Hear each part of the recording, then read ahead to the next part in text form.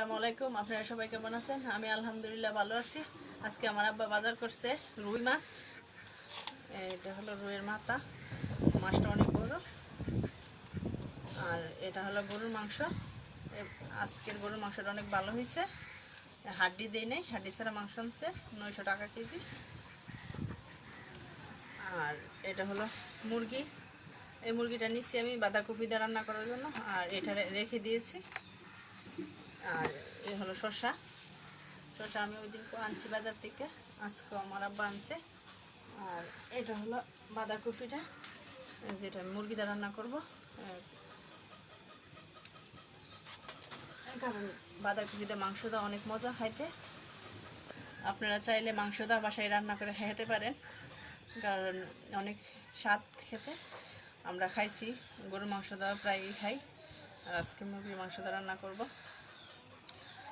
আর কি বলবো, এখানে ভিডিওটা শেষ করব। তো আপনারা সবাই ভালো থাকেন, আল্লাহ হাফেজ।